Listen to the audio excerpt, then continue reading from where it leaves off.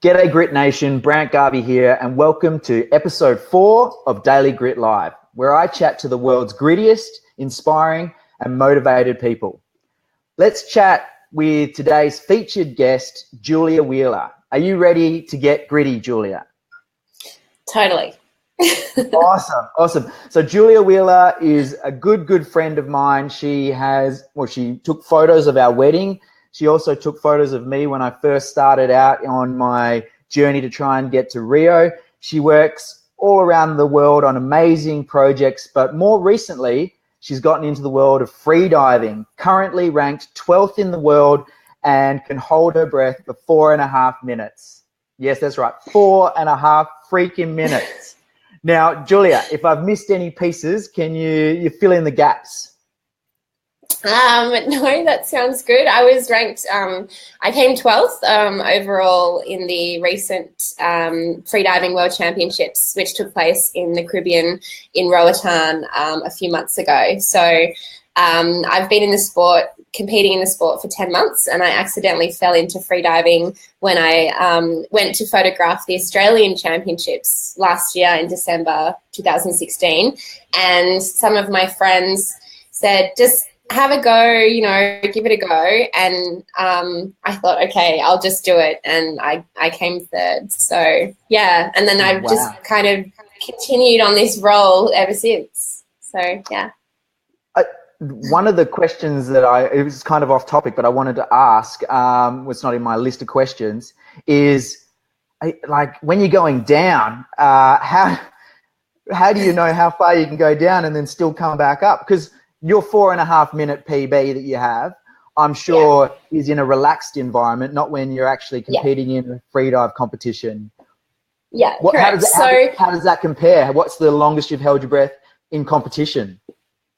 So with freediving, you've got two types of competitions that you can have. You can have the pool competitions where you swim laps underwater, and that's 3 disciplines. So you've got pool competitions alone. You have no fins, so that's breaststroke, and that's how many laps you can do of a 25-meter pool underwater.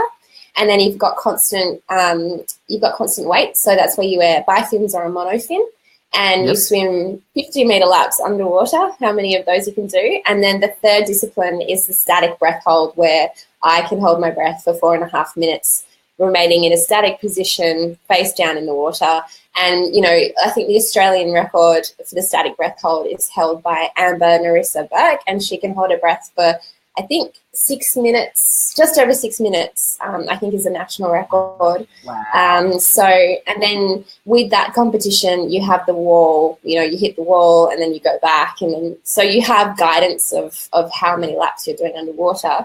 Whereas with depth competitions, so the one that I just competed in, the World Championships, we have a line that it's from the platform at the top on the surface, and then you nominate a depth. So the day before the competition, you nominate, say, 50 meters, and then that line is set to 50 meters. So you know that you're going to 50 meters, and there's a tag at the bottom of that line that you collect upon your descent when you reach that 50-meter mark. And you grab the tag and you either stuff it in your hood or somewhere, attach it to the Velcro on your wrist, or, Do not drop the tag. You do not drop the tag. Yes. Do not drop the tag, because that results in a yellow card, not a white card. So, and you lose a few points if you do that. So you grab the tag and then you commence to the surface. You know what depth you're going to, and your safety divers know what depth you're going to, and everybody knows where you're going, and you just have to remain focused on, how do I get there? How am I going to get there? And you just constantly go through that. So, yeah. What's the furthest you've gone down so far? My deepest is my furthest depth is 50 meters across 2 disciplines, and 48 meters just breaststroke. So 50 meters constant weight monofin, 50 meters free immersion, which is when you pull down the line, and then 48 meters no fins. But I've only competed to 45 meters in no fins, because I haven't really been ready to compete with no fins to a deeper depth than 45 as yet. Yeah, it's truly unbelievable that you can go that far and hold your breath for that far. I mean, I remember being stoked when I used to get to a minute, and like we're not even in the same ballpark. That's awesome. A minute is epic. It's great. I just wanted to also let the audience know that we had some impressive dramas trying to get this up today. So sorry about the delay. And if you have any questions that you want to ask myself or Julia, please feel free to type them in there, and we can try and answer them for you. Now, let's get to the second question. Now, share something with us that we don't know about your sport and that we probably should. Okay. Freediving is a sport that not only challenges you physically, but it challenges you mentally. So it takes you to places that you never thought you could go, and it really unlocks a lot of barriers that you might hold, like self-doubt, and it really helps you unlock those things. So you learn how to work with your mind and your body at the same time, and you learn to trust yourself and your ability, and you really you develop a better understanding as who you are as a person and what you're capable of.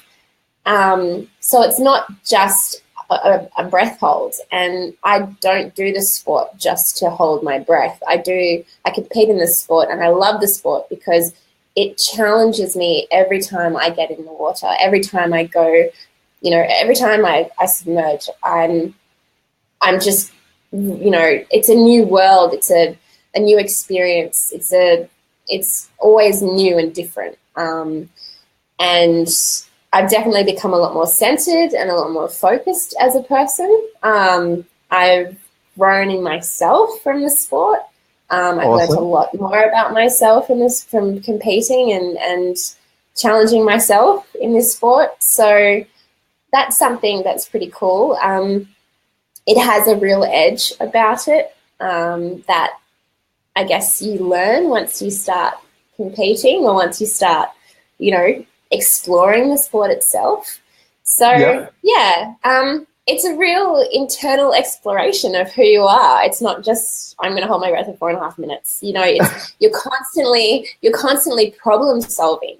You're constantly breaking barriers. You're constantly facing your fears, and it's just a really cool thing to apply not only in the water but in day-to-day life. So if that makes sense. I totally understand. And I've actually got a really cool question that's just come through from someone, which was, how do you train aside from holding your breath? I mean, because obviously that's one of the major parts, but I'm sure there's a big side to it mentally, which you're talking about, because depending on your mental mindset, rocking up on the day could have a massive difference, I take it. Yeah. So how do I train? So I like to train 3 times a week in the pool in Sydney with some of my other freediving friends. And, we do static breath holds, and we train, laps underwater. We do CO2 tables. There's lots of different ways that we train. And with that comes the mental side of it as well. So if I've had a bad day, I've worked that day and I've gone to the pool and I'm like, okay, I really need to have this, I need to clear my mind and I need to be completely driven and focused. I have to go to a certain place that allows me to hold my breath. And that's all a part of why freediving is so amazing. It's just, I don't know. It's just, it's a really, you choose to train. So not only do you hold your breath with CO2 tables and laps underwater, you also have to mentally tell yourself, okay, this is now your time, and this is something that you need to do to better yourself and your sport, and nothing else can touch you right now. So you have to mentally commit to what you're about to do, if that makes sense. Yeah, no, I totally agree. And we just had another interesting comment, which was Grant just held his breath for 4 seconds and almost passed out. So, but maybe don't do that again.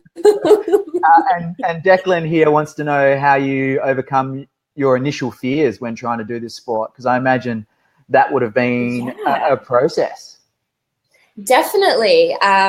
So I've only competed in the sport for 10 months, and so you're a rookie as far as the sport goes. Then total rookie. Yeah. And when I decided to do the World Championships and represent Australia, I thought, oh my God, what am I doing? This is ridiculous. You know, this is crazy. And I had these goals, like, okay, I need to have some goals to do this, to do this sport, to compete in the sport. What am I going to do? So I decided, okay, I'm going to do 50 meters in free immersion, 50 meters in constant weight, and 45 meters no fins.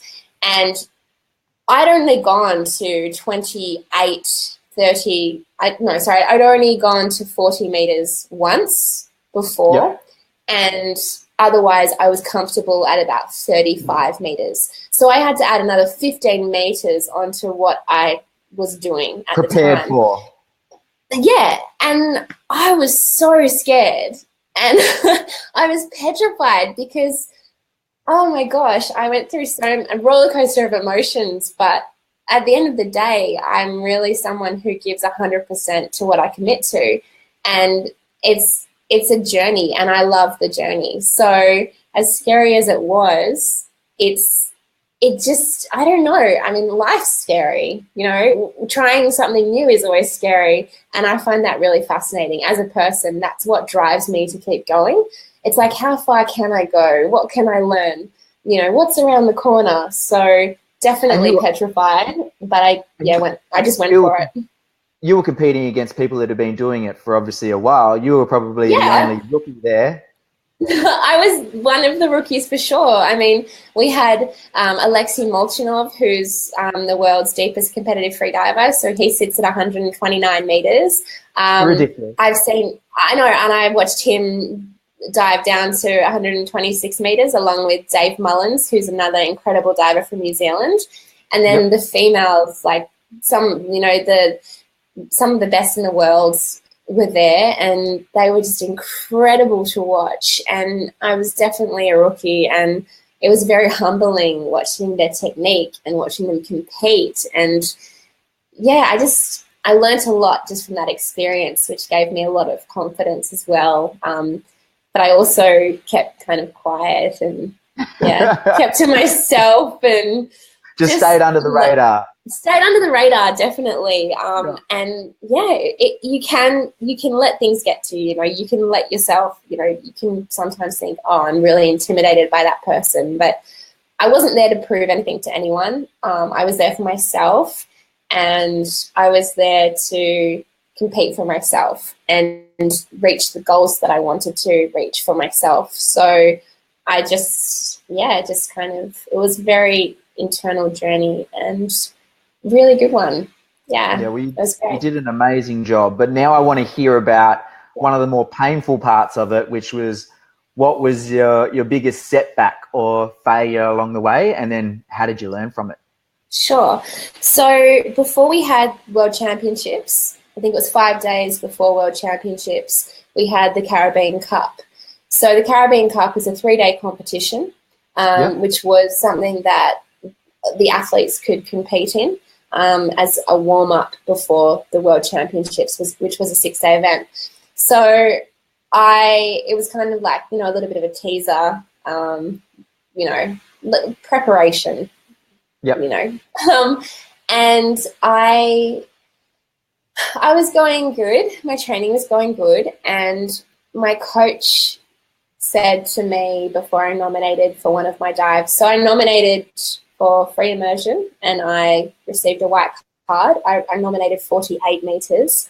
And then for constant weight, for no fins, I nominated 45 meters and I achieved that depth. And I achieved the depth of 50 with my other discipline as well. And then on the last day of the competition, the day before, I really, really wanted to hit 50 meters on constant weight. So that was with the monofin. And my coach said, "You're not ready." and I'd done 49 meters in training. Yeah. And I said, no, I'm going to do it. I can do it. And he's like, you're not ready. He knows me so well, and he knew, and he's like, you're not ready. You know, it's up to you. I'm not going to tell you what to do, but you're not ready to go to 50 meters. And I'm like, no, I've done 49. And I was tired, and I was mentally tired. And when you're mentally tired in the sport, you don't dive. You just don't perform, and you know, it's not healthy. It's not good. So I was like, whatever, I'm going to do it. I'm nominating 50 because that's what I want to do, even though that was my target depth for World Championships. So I got ahead of myself. I nominated 50 meters. I went down the dive in preparation for the dive. Before I went down, I knew I wasn't going to get to 50 meters. And I got to 47 and I turned early. I came up, I got a yellow tag, and I saw my coach's face, and he was disappointed. And I was disappointed, but I knew, I learnt then and there, you just do not push yourself. If you're not ready, just listen to your body and listen to what you know your mind's telling you you're not ready. And you have to just, I really listened to it. So I then applied that to World Championships, and my PB in no fins is 48 meters. I was tired. It was the last day of competition, so I nominated 45. So I took a 3-meter step back from learning that I couldn't get to a depth if I wasn't ready for it from the Caribbean Cup. So that was a setback. I was really disappointed, but I'm definitely not going to do that again. So and you obviously learned from it. Now, I'm taking it from your sport that if you need to nominate what you know you can achieve, basically. Otherwise, you know, not making that distance is far worse than trying to make that distance. Definitely. It's really important. And So in terms of the white and yellow tag, so do you need 3 white tags for your score to count? Is that how it works? No, you can get a yellow tag or a white tag. If you get a card. So yellow card or a white card is okay. It's fine. White card is the ideal. It means you've gotten your tag and you have a clean surface protocol and you've done the best performance that you can possibly do for your dive. And then a yellow card is you've either done the wrong surface protocol, so you haven't removed your apparatus, in a clean sweep when you come to the surface, or you haven't gotten your tag, the tag that you're meant to get at your depth. There's a lot of different reasons that you receive yellow tag, but card. So basically, white card is great. Yellow tag is still great. You just might lose some points, and a red card is you're disqualified. So you don't get any points or anything. So I think you might have already answered this question, but I'll ask it again, and that is, what was your biggest win? What was your biggest breakthrough moment? My biggest breakthrough was when I was in the World Championships. I had already achieved 2 white cards. So I had achieved my 50-meter goal in free immersion. I had achieved my 50-meter goal in constant weight, so with the monofin.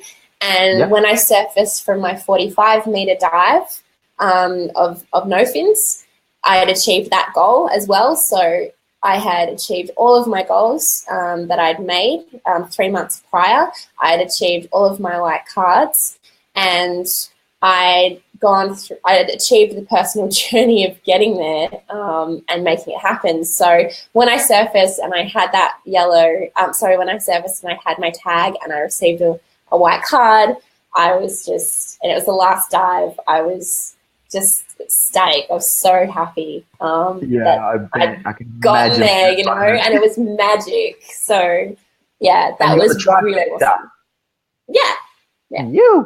Okay, now it was awesome.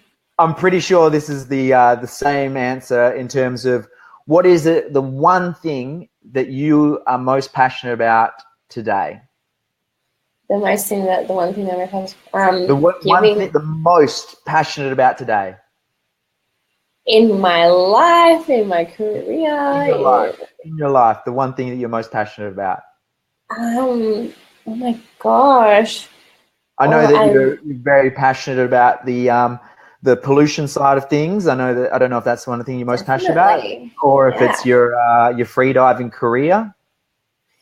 So I'm definitely really passionate about my freediving, and with that, I'm really passionate about raising awareness behind the amount of plastics that are in the ocean. And that kind of came about last year when I went freediving in Bali in December, just during my training for the competition. And myself and another Perth girl, Trista Fontana, who's a friend of mine, we swam through about 2 tons of trash that just happened to float into the bay that we were training in. And we went down and we were diving around, and it was disgusting. And I surfaced with a plastic bag on my head, which was really gross. And I think I'm really passionate about conservation, just general, in like just protecting our planet. It's really important. People don't realize how bad the oceans are. They don't realize how much pollution or single-use plastics like plastic water bottles, plastic bags, even coffee cup lids, how much of that and straws is choking our wildlife and choking our oceans. So, I mean, any chance I get on social media or any articles that come out about what I'm doing, I really like to inject as much information as I can about the plastic in the oceans. So, I'm definitely passionate about that, And if we'll mention this a bit later on, but you can see some of it on Julia Wheeler's social media, and it's pretty mind blowing when you see it in real life in that type of way. So we'll get you to check it out afterwards. Okay, the next question is, what is the best piece of advice you've ever received? Grab the bull by the horns. So just go for it. Yeah, and my coach always says to me, make every dive count. So make every moment in life count. And I think it's really important. Just giving things 100%, really, is what it comes down to. I totally agree with it. And the bulls by the horns, very similar to mine, which is obviously start before you're ready. I just think that so many people are paralyzed with it before they even try. So, all about that. Hey, Kate, and share with us one personal habit that you have that contributes to your success. Fitness, just constantly going to the gym, going for walks, having a daily routine of getting out of bed and going to even down to Bondi Beach and doing soft sand, or wherever I am in the world, just having that routine of something to do with being active. Really big habit.